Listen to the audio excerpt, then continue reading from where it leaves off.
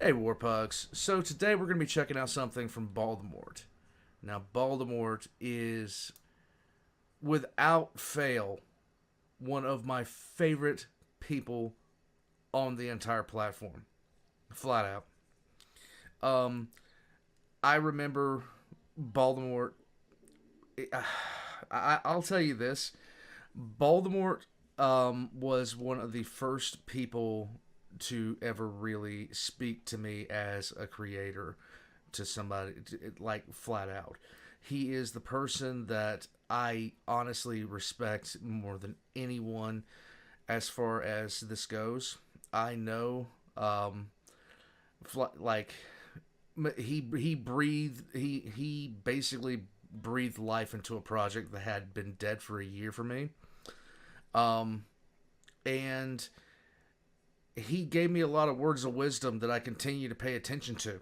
When the channel was less than 5,000, he was well on his way to where he is now. I'll never really forget that because he talked to me about, things I could do, things I could try. He gave me a lot of advice. And getting advice when you're doing something like I'm doing, where I have a reaction channel, but at the same time have a lore channel, it was invaluable moving forward. And I can only say I appreciate everything that he has done for not only the Warhammer 40K for community, but myself personally, because I've always looked up to him. I have since the first time that I heard the way he presents lore. I was really honored at the fact that he found out about my channel not from anyone else but from Mrs. B, and she told him to watch the Night Lord video, and she had a blast watching. Uh, the first ever video where I was exposed to Baldermort, which was his Night Lords video, and she thought it was great. And he, I'm telling you, it was one of those experiences for me that I will not forget for a long time. And today, we're finally getting to a request that was put in by Griffin of Might, and this is the Emperor of Man. The Emperor of Mankind is the Everchosen. Now, the Everchosen, of course, is Archaon from fantasy lore. But this raises an interesting question. So, guys, Baldermore's links are gonna be in the description down below. If you've never been exposed to him as a lore master, as a creator, you really ought to go. One of the things I told him was that I hoped one day that I would make lore videos that elicited at least half the kind of emotional response his does. And I know that I can't do that because I don't have that kind of voice. I don't have that kind of voice. The best I can do is be the funny man, haha. But yeah, I'm gonna stop because I'll tell you this: Baltimore holds a special place for me. He really, really does. Because when he talked to when he came into the Discord for the first time and spoke with me, I was on the verge of leaving this behind because I was really feeling kind of down. I was really having, a lot of I was really feeling negative at that point, and I was getting ready to step away and leave everything behind as far as the channel went. And talking to him got me out of that funk, and I'm glad it did because this channel has since that point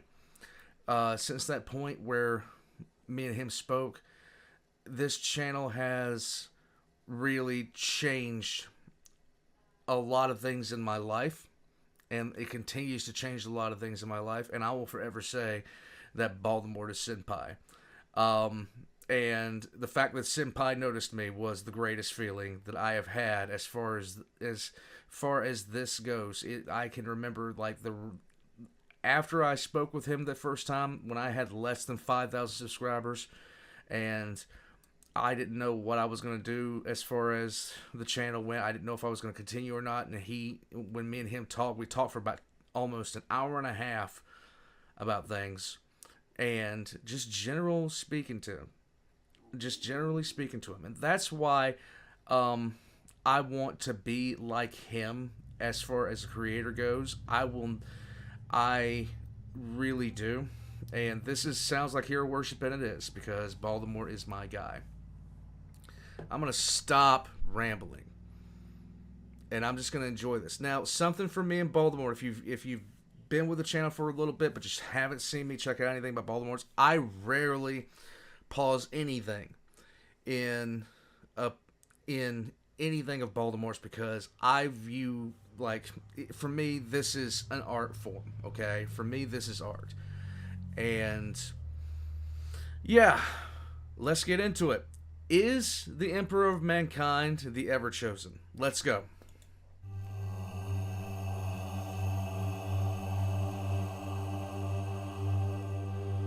The Emperor of Mankind is the Everchosen.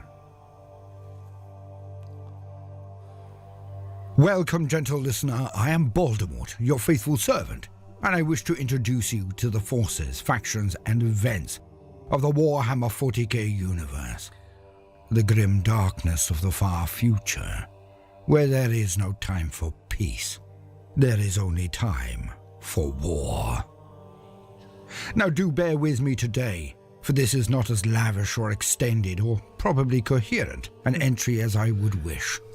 But I have had severe back issues, so the lack of rest, the pain and effective medication has dulled my wit somewhat. Hence, be cheery in the comments, but if you can, be kind. I am, so to put it, not at my best. That all stated, let us begin. And today, we shall explore some concepts that are just for fun. A twisted, cocked look at the Warhammer universe, a what-if, or a shattered, warped mirror of what may be, to look at what could be. And today, we shall explore interpretations of the Emperor of Mankind. Do not worry, there shall be one of my little tales very soon. But let me set the scene before we head into it. High Wizard, greatest Warlock, in all meanings of the word.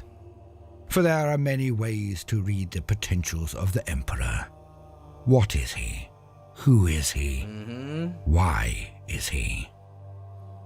For as is so often mentioned, everything is canon, but not everything is true. True. So let us, but not canon. Let's look harder at this being, this titanic figure that is not only myth, legend before that, but a constant stalker of humanity for all of the ages of our race. But here, we must make a decision, a simple one, that takes in so many variables, makes sense of the impossible or even implausible. For today, we shall veer away from my preferred interpretation of the Emperor. Okay. That he is, in fact, as well as fable, the conglomerated gestalt of all of humanity's greatest psychers. That merest fact, as told before, is what gives him his mandate to do anything, no matter how callous, no matter how cruel or even barbaric, in the name of the preservation and defense of humanity. For he was born of the many to perform this task, this one great work. But today, we deviate from my customary line. For now, we take the position that the Emperor is naught but an immensely powerful psyker, and a tyrant to boot. The far more popular view at present, but one I dislike. Yet it opens doorways to horrors I dreamt of, if we merely take this simple line. The Emperor is a man. No more, no less. And all mankind are fallible. He is nothing more than the most potent of the perpetuals. And he has no mandate save that taken by coercion, conversion, or sheer unfettered slaughter. For he is the mightiest human to ever have lived. And if this is so, then there can be no deeper truth than this. The Emperor is the first of the Everchosen. This is going to be interesting to listen to. I thought this was going to be something completely different. I thought this was going to be kind of some kind of tie-in, but it's not. Here we go.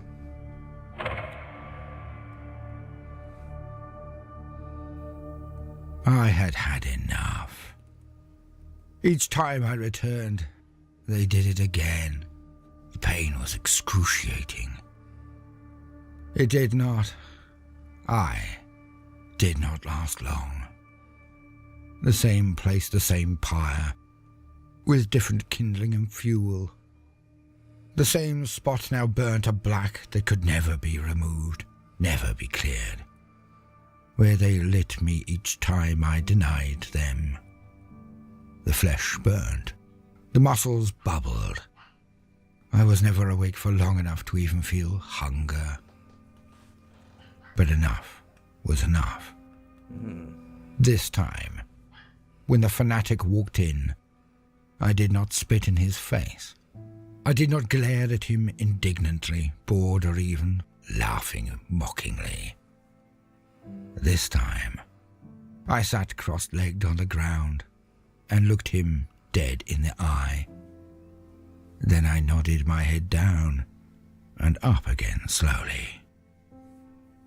"Ready to talk now?" "Had enough," says he. "Just so," I reply. "That took longer than I expected, but we both knew this moment would come." Alas, I did not. I'd never been put to the question by one of your kind. Your methods are simple and direct, but very persuasive indeed. Do not cheek me, heretic, or we shall have to warm you a few score times again to make certain you know where you sit. I am under no illusion. I am merely unable to lie. This is candor, not flippancy. More's the pity. If I'd been able to confabulate to dissemble, then I would not be sitting here with you. Aye. The unclean often demands a price that outweighs the gifts they bequeath. Ah. You believe I'm in league with the malign denizens of the immaterium. Nothing could be further from the truth, I assure you. Your supple flesh returned each morn is declaration enough, filth. They left you too obvious to be hidden forever. Oh, you would be surprised how long I have been hiding for. Servant of religion. Servant of the god Emperor. Religion. No, I am afraid not. Well, come to think of it, perhaps you are now. Right. But it was not always so. Blasphemy. Repent or you shall burn instantly. You aren't going to do that now. We both know that. By all means, you will end me at my conclusion, but you will hear me. I was with him, you see. Whom? You will know soon enough. Then you will buckle. Then you will ask me to stop to save your soul. But then your mind will swim, and you will cry for me to continue or even start again from the beginning. But I won't.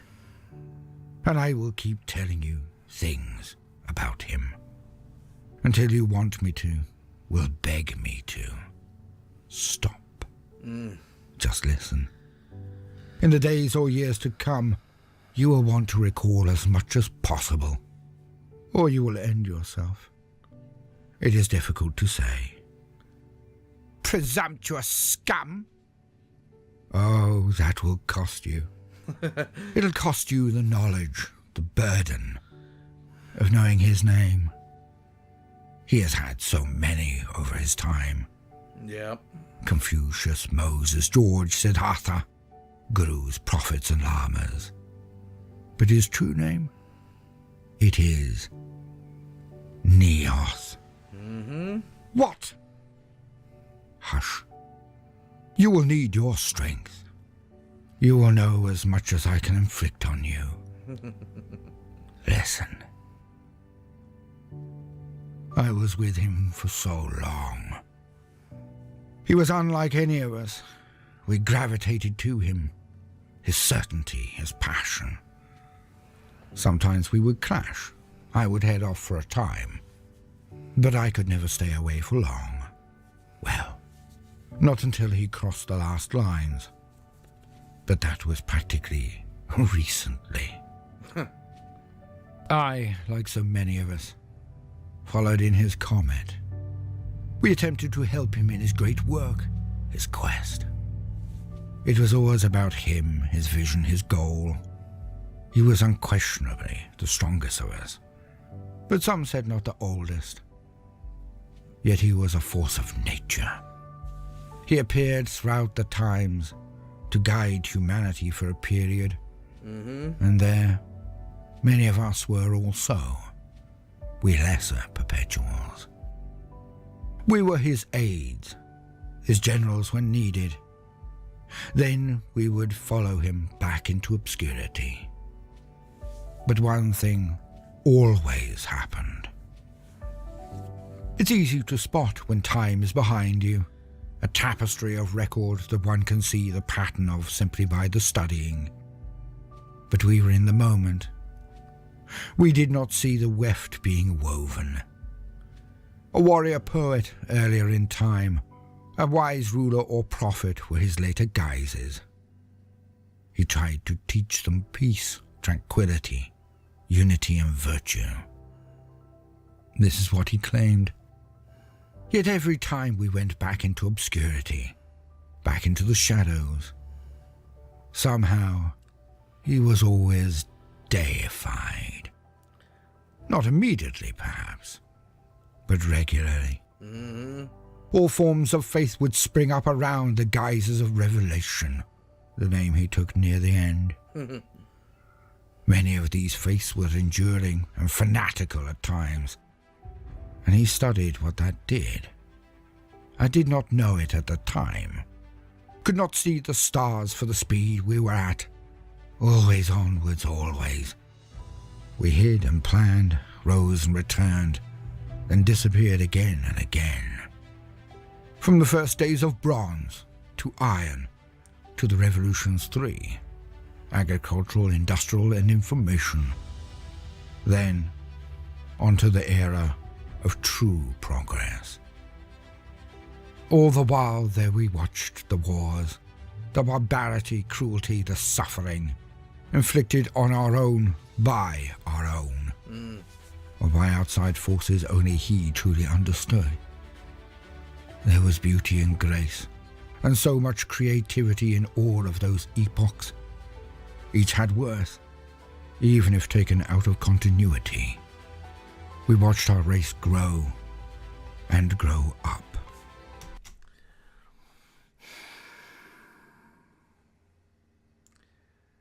Does anybody else see at this point why I just sit here and listen and like it actually hurt me to pause it at this point? Does anybody else see this is a masterclass? We walk the streams of history, one step at a time. But for others, the stairs were finite.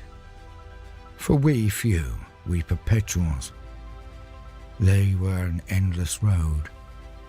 Eternity gives one an experience and eye that few can ever understand. Then humanity, with some nudging, moved to the stars. We stayed on Earth, what you call terror, until the advent of warp drives.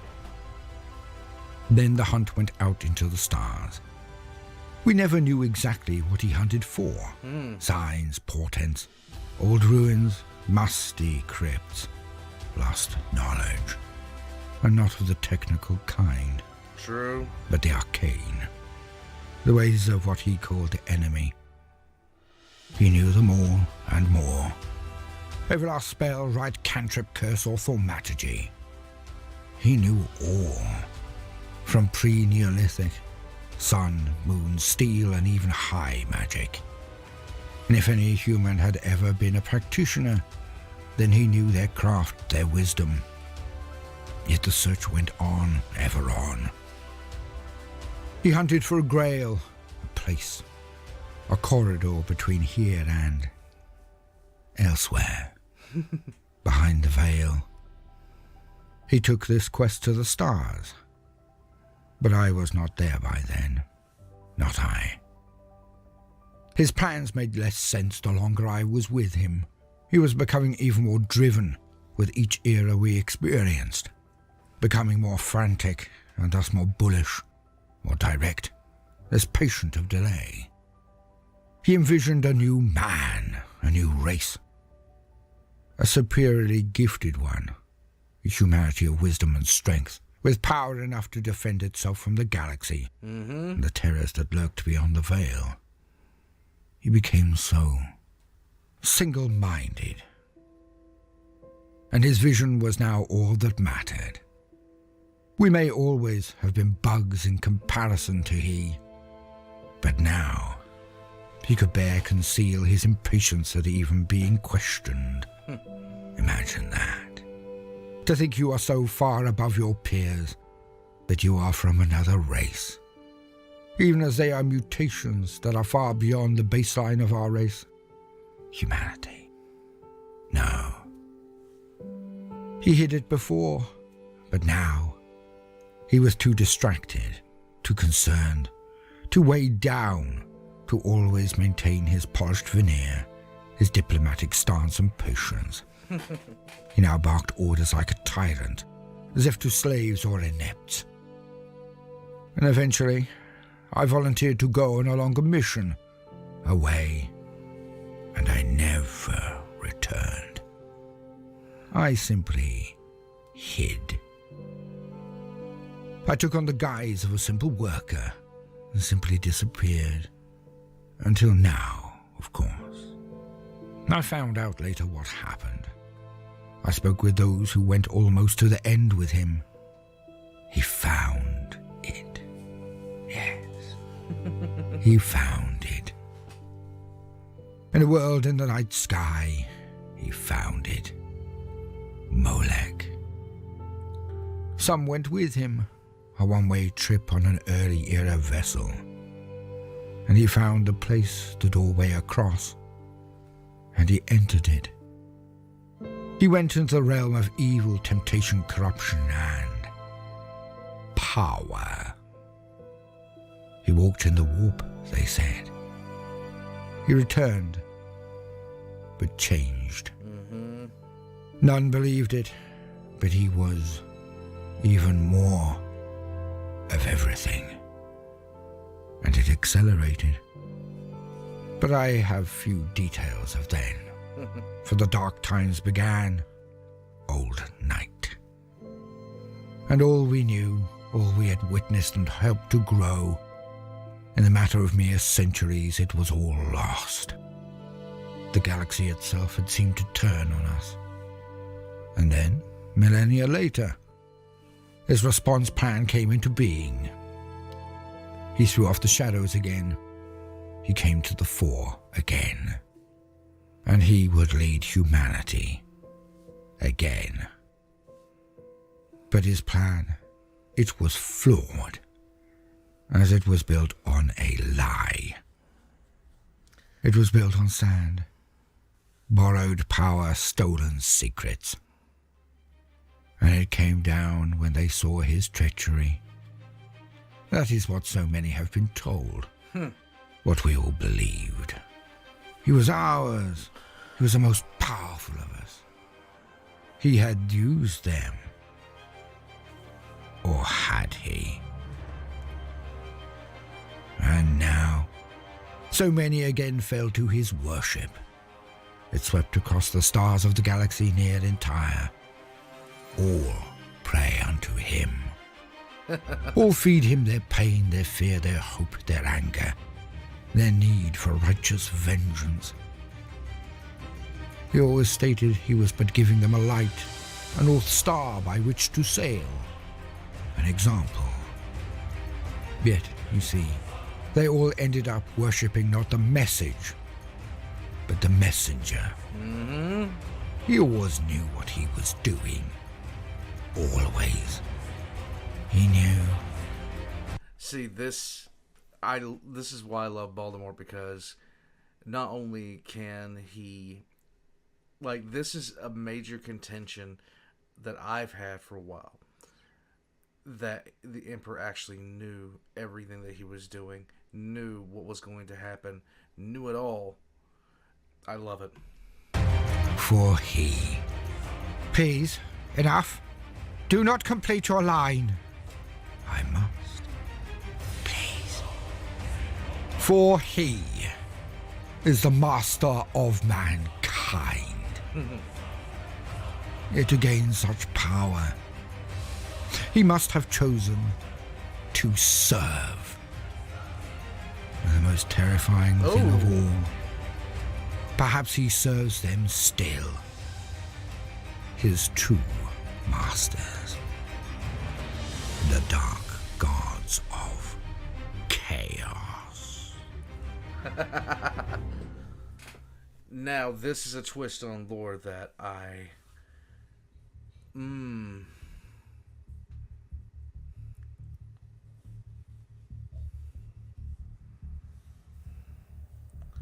Now, do recall that all I relate to today is pure conjecture. True. A fun look at what could be, not what is. So, let us now discuss in brief that unholy position, that exalted rank amongst the forces of chaos that underpins my entry. The Everchosen. What is it? Once in an era, once in a lifetime of lifetimes, the stars align, and one of the mortals born of the realms is different. Some of these phenomenal individuals serve good. They rally shattered armies around them, bring hope where all is lost. They stand before the darkness and say, "No more." Such fulcrums of fate, beings touched by destiny, they can change the entire universe. Sigmar is one. True. But there have been so many before him, so many after. They stand against the mind-bending and soul-quenching power of the terrible lords of chaos, the gods of the warp. Yet, wherever there is light, there is equal chance of darkness. As some of these oh-so-special mortals are born, who are touched not by the light, but claimed by the taint, subsumed by the evil of that realm and its terrible masters. More often, this has been in the world that was, or the realms that sprung from its broken heart, the Age of Sigmar. Yet the Warhammer universes are linked. They are truly one. And that which occurs in the one universe is attached to the rest via the Sea of Souls, the expanse which is the immaterium, the warp. So we see that the actions of the dark gods, their great game amongst themselves, takes place not just in the grim darkness of the far future, but in the lesser realms also. Lesser may have many bulk, but, as I have expounded before, I truly believe that the Warhammer 40k universe is the first.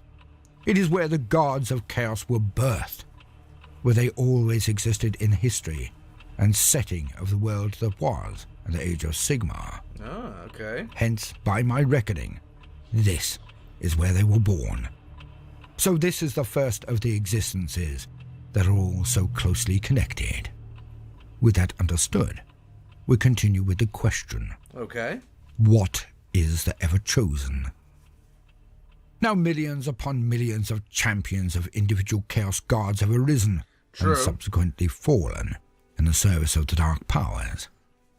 But they are always confined to the loyalty of one of the four. Khorne, Tzeentch, Nurgle and Slaanesh. Yet, every now and again, there arises one of these special individuals those who can serve chaos, but not be enslaved to it. And that is rare indeed. Very. And these beings of pure will can be twisted to beings of pure spite. Yet their inner strength means that, although they may serve, they do so at their choosing, to their own melody. And they resist the blandishments of the four, never bowing to any one in particular.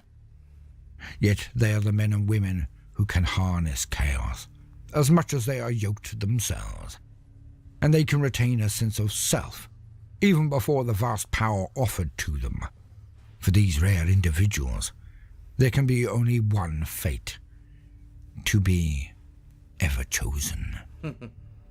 To be Henry Cavill, yes. For they are mighty, they are servants of chaos, but they serve all, not the one.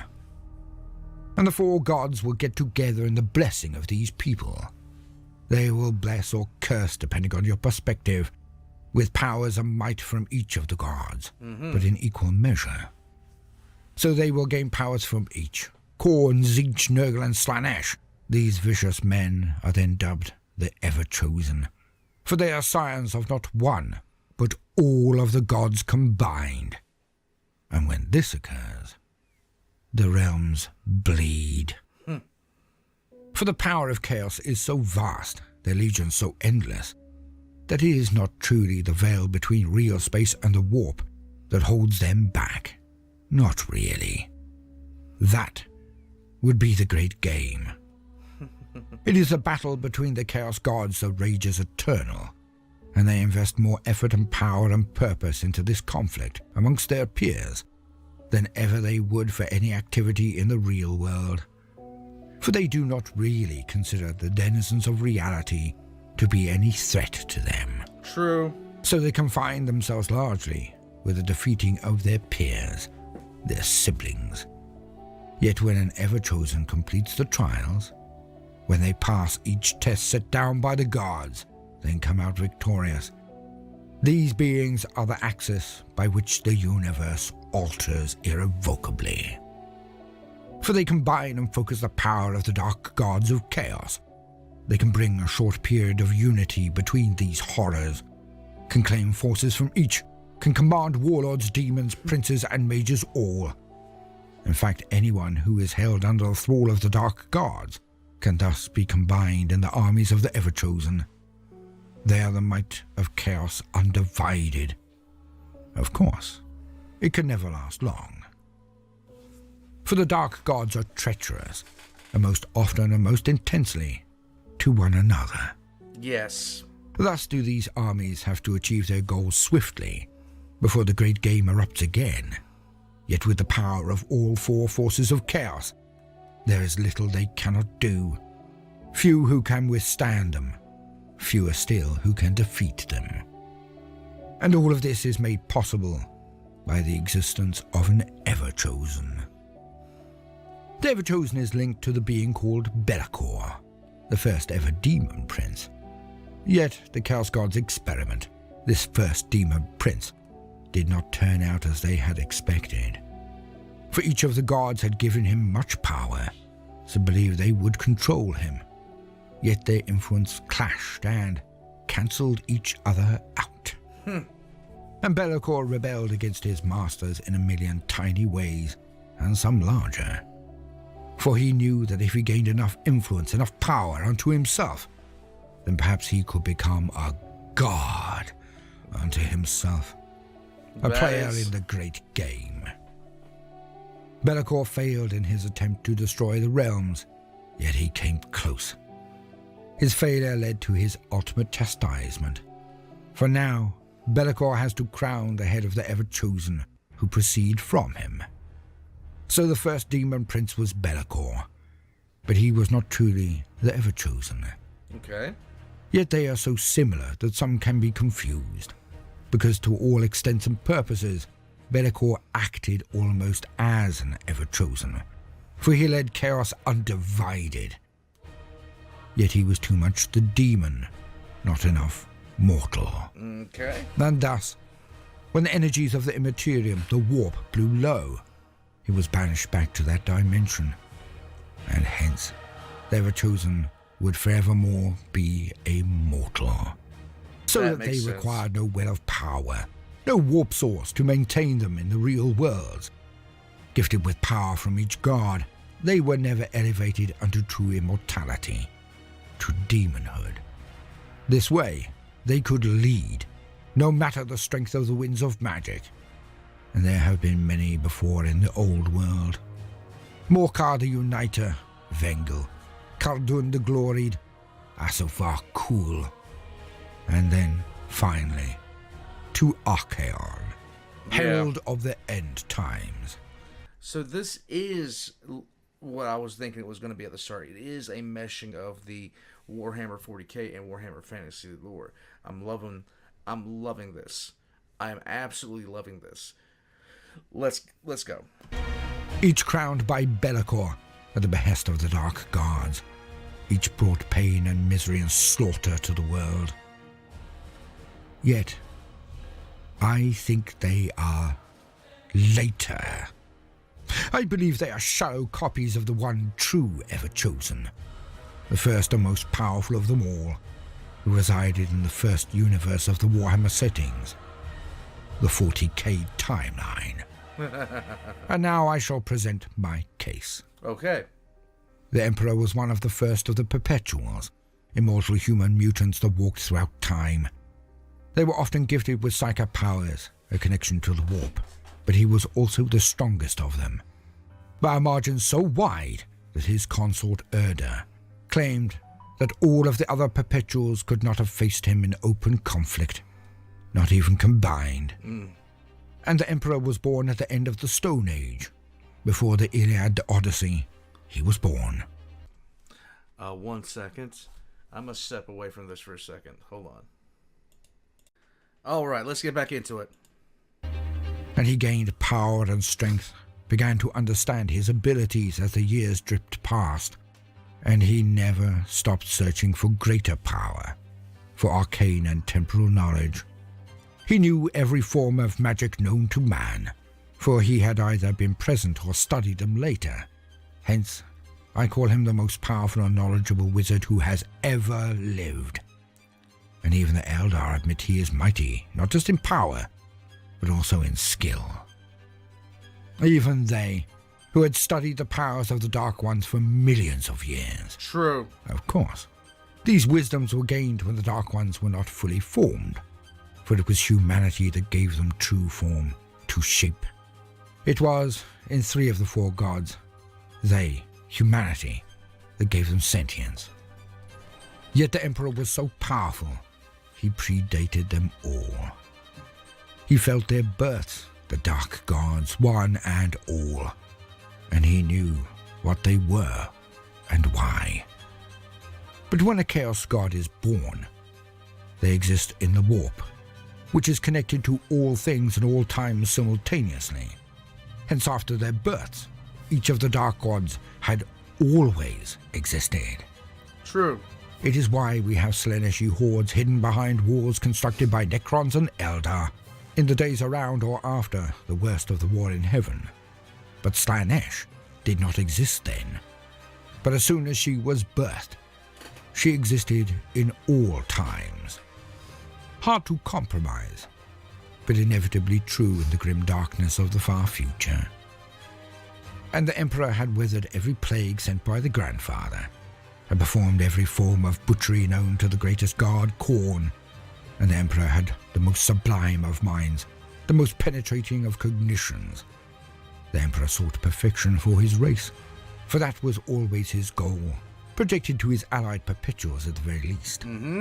Humanity was too weak to defend itself from the powers and temptation of the Dark Gods, and they were on the verge of an evolution into a newer form, one actuated, finally, in the psychic awakening. Hence, the Emperor was attempting to bypass the eons it would need to evolve humanity naturally. He wished to form the race into something stronger by far. He always claimed this was his goal. But what if it was a lie? For Chaos does not really wish the destruction of this universe. what would be the point? Others have done this in other worlds, and have reaped no benefit.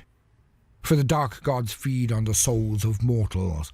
True. So if they were to destroy the mortal realms entirely, they would not have won. They would have signed their own death warrants. For the emotions of humanity and all conscious sentient beings in the universe form them, feed them. You see, I'm of a different opinion on this, but yeah. So Chaos does not truly wish utter destruction of all. They wish a state where they rule, but all is chaos. Wars and plagues and plots and perversions for all eternity. This is their paradise. The fulfillment of prophecy, the end of all things. When this is said, it does not mean obliteration of real space, but the overlaying of the warp onto the material world, so demons and gods can walk unfettered amongst the new combined dimension and rule over their fodder directly.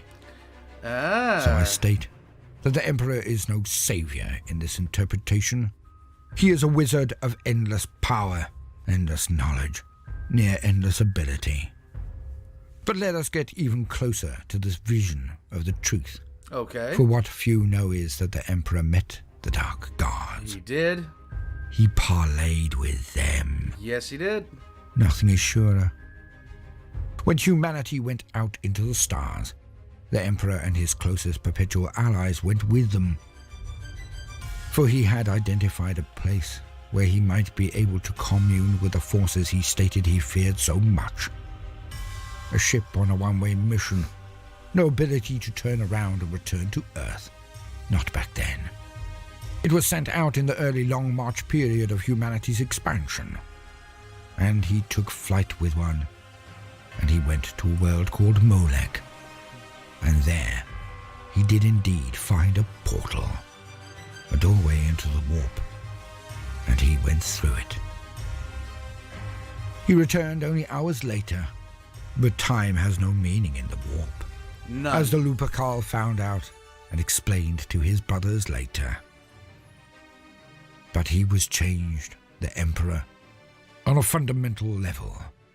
He was more. More powerful, more able, more wise, more astute. More. But why? The Emperor would claim that he has somehow outfoxed the Chaos Guards, that perhaps he lied to them, and that is why they call him the Anathema, the Great Betrayer. The usual party line is that the Emperor stole this power from them, stole Yes, the it knowledge is. to make his Primarchs, who then led to the creation of his Space Marines. Yet, do we actually believe this? An immortal being of immense power, aye, he was. But could he outplay Tzeentch and Khorne and Nurgle at the same time?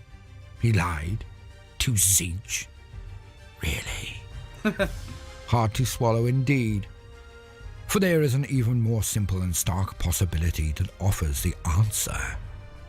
The Emperor did not best the Chaos Guards. He performed their trials. He proved himself able and to be a worthy receptacle for their power. And he knelt to them. He, Neoth, the Emperor, The Inquisition would like a word, Baldermort. was the first Everchosen. For he was in a universe at that time that did not even have Slaanesh in it, for she burst into life millennia later, causing the fall of the Eldar, or more accurately, their fall created her. But the Emperor holds all of the trademark abilities and traits of the Everchosen. True. Able, driven, iron-willed visionary, and, after so long as a mortal, seeing things from hawk's eye view, always looking down on the people he professed to be attempting to save. He had the callousness of a soulless man, of a god, looking down on his peons. His actions in the Unification Wars and the Great Crusade more than prove this. He holds near every trait of Archaon, bar the one. the professed goal of destroying the universe in the name of chaos. Yet, as discussed, this setting, the grim darkness, is the truest and first of all of the realms. It must be. Hence here, in the wellspring of their existence, the place of their birth, the dark gods, I believe, see as their home. All other realms are connected via the warp, are now territories to be claimed, new sand pits in which to play. But not so the universe of the Emperor. For here, they wish not to consume or destroy, but to claim. This is their home, and they would have it as their first and most potent fiefdom. The Emperor went back and formed his Primarchs, then his legions, and surprise, surprise, things went wrong. The Primarchs were thrown out into the galaxy, and the Emperor watched this happen. Not metaphorically. Literally. But actually standing there as the deed was done. How? This godlike being. How and why would he have allowed his sons to be taken from him without a struggle? Unless he was fully aware of the plan. Complicit with the chains of events that would lead to a full half of them turning to chaos, to rebel and cause the greatest war since the cybernetic revolt. Malcador himself had admitted that he and the Emperor knew this would occur. The heresy. So why create the Primarchs at all? Why not just the Astartes, the Space Marines? The crusade would have taken longer, of course. But if any legion rebelled against a tactical genius such as the Emperor, without the Primarchs, the heresy would not have been possible at all. Without Perturabo. Also, the Emperor. He went back to Molech with his sons, most especially with Horus Lupercal. He changed their memories, scrubbed them, aye, but this could have been easily discerned by them eventually. So he even hid his intentions within the minds of his sons, for they do not recall if he went through the portal again or no. If he did not serve chaos, then the gods would have seen his imperial truth. They would know it was war against them. They would know he had betrayed them. Yet he would walk into their realm undefended? This makes no sense. Only one thing makes sense. Okay. If he was reporting back to them. Returning to show his progress, his working, so to put it. Yet by showing Horus this world, even if the memory was suppressed, it would somehow take effect on them. The proverbial trail of treats to the trap. Or perhaps, just perhaps, he had returned to Molech to gain the patronage of that being that did not even exist when he first struck his bargain. He returned to gain the blessings of Slanesh. Okay. The Emperor could well have created his Primarchs for the excuse of rebellion, for the excuse to tear the universe apart and give half of them to his true masters. A long defrayed down payment for the knowledge to make them in the first place. Half. And some might say, the better half to boot. And now we sum up. Okay. The Emperor is a vastly powerful psychic who has learnt every single arcane or mystic art known to or created by mankind. He is immortal, yet is gifted with powers beyond any perpetual, augmented without doubt by the only things who could do this, the dark gods of chaos. And if we were not the gestalt souls of the Neolithic shamans of humanity, if we were just a powerful being, a mutant, then he would have no real reason to deny the gods. For they did not just offer him the rank of Everchosen. No, that would just be the beginning. As the greatest champion of all time, across all realms, he would gain more. If a thing like Vashtor, a potterer, a tinkerer, could dream of becoming a god, a player in the great game, then surely this being, the Emperor, who has received prayers for nearly the entire galaxy for thousands of years. One who can make his own demons, has his own legions of souls. As seen in the saints in the Legion of the Damned, True. he is now, quite rightly, on the path to true apotheosis, if he has not managed it already. The Emperor can be many things. This is just one possible variation that I present today. But know this: if he is not the spiritual liege and defender of humanity, if he is not the ultimate weapon of the Old Ones, as he was birthed by Ka, the last of their number, if he is not the combination of all our mystic power, a living avatar of the spirit of humanity, if he is not these things, if he is, as is being projected more and more in the lore of late, just a Highlander-esque immortal psychic, then every detail, every action, everything we know about him clearly points to this one conclusion: the Emperor of mankind is the Everchosen. And soon, if not already, he will be the fifth god of chaos.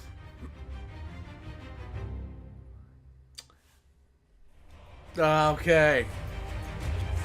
I have been Baldermort, your faithful servant. Now subscribe and like and all that stuff if you enjoyed the video. And join me every Friday as I take dives into the Warhammer universe. Or check out our other channels on natural history and mythology. Links in the video description. Patreon, merch, notification button, you know the boogaloo.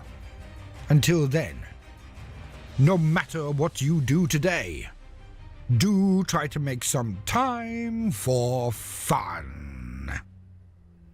Toodaloo.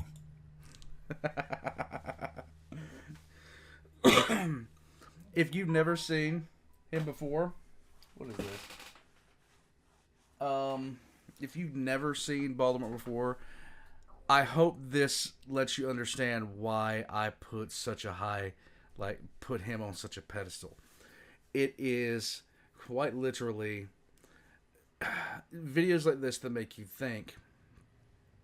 Yes, it has been a long-held consideration of mine that the Emperor of Mankind might be becoming the fifth Chaos God, if he's not already the fifth Chaos God. Horus was... I think they lied to Horus, because Horus was set up to take that role, but I'm not too sure about that. We will see, though. We will see.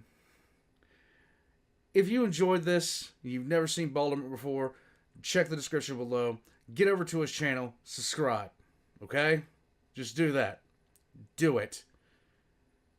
All of my links can be in the description down below, right next to Baldermort's. You guys heard him say it. All that kind of good stuff. Notification bell, all that kind of stuff. Guys, I'll catch you next time. I would do a longer outro at this point, but I'm about to be called the Boomer. In a lot of ways. I will catch you guys next time. Oh my god.